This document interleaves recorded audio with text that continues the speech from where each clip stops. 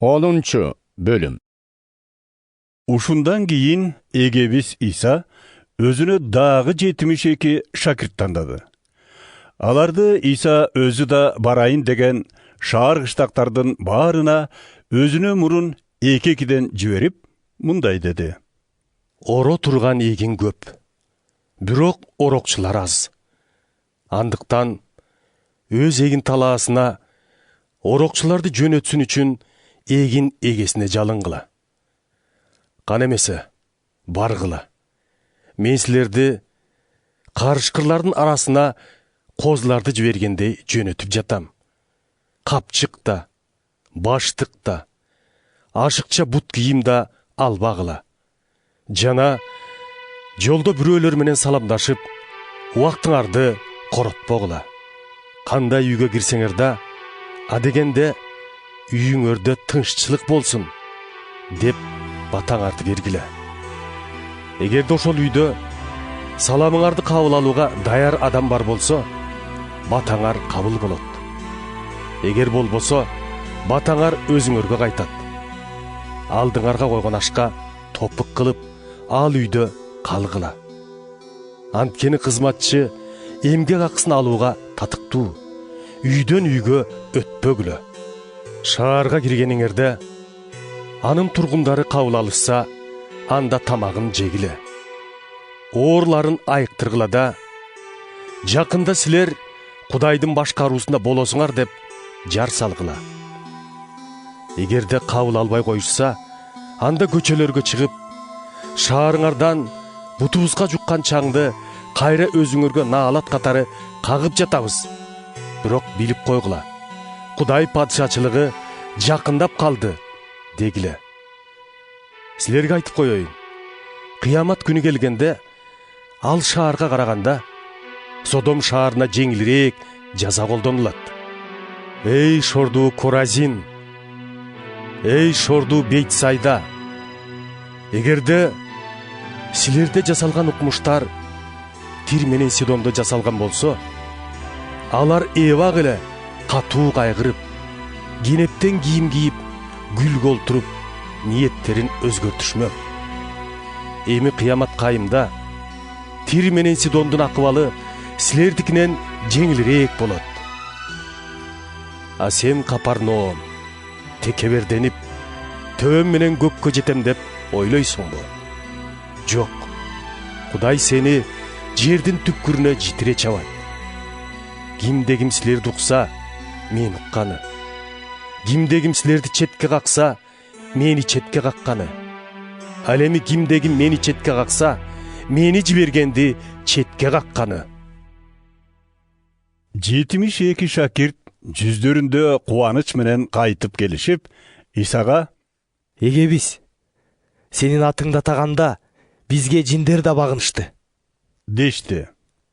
Иса аларга: Мен шайтандын чагылгандай болуп жерге түшкөнүн көрдүм. Мына, мен силерге жылаандар менен чаяндарды таптап, жоонун бардык күчтөрүн жеңе турган бийлик бердим. Эч нерсе силерге зыян кыла албайт. Бирок жиндердин силерге багынганын эмес, атыңардын бейиштеги китепке жазылганына кубангыла. Ыйык рухка толгон Иса кубанычтан катуу толкунданып кетти. О, ата, асман менен жердин эгеси, деди ал. сени мактап даңазалайм. Анткени сен бул иштерди даанышмандар менен акылмандардан жашырып, бала сыяктангандарга ачып бердиң. Ооба атаке, сен ушундай болушун кааладың. Атам бардыгын мага өткөрүп берген. Уулунун ким экенин атасынан башка эч ким жакшы билбейт. Атасынын ким экенин да уулунан жана уул ачып көрсөткүсү келгендерден башка эч ким билбейт. Анан шакирттерине бурулуп, мындай деди: А силер бактылуусуңар. Анткени көзүңөр көрүп, кулагыңар угат. Силерге айтып коеюн, далай пайгамбарлар менен патшалар силер көргөндү көргүсү келген. бирок көрө алышпады. Силер укканды уккусу келген, бирок уга алышпады. Ошондо бир дин мугалими ордунан туруп, Исаны сынай сурады. Устат, эмне кылсам түбөлүк жашайм? Иса ага: Тооратта эмне деп жазылган? Эмнени окуп жүрөсүң? деди.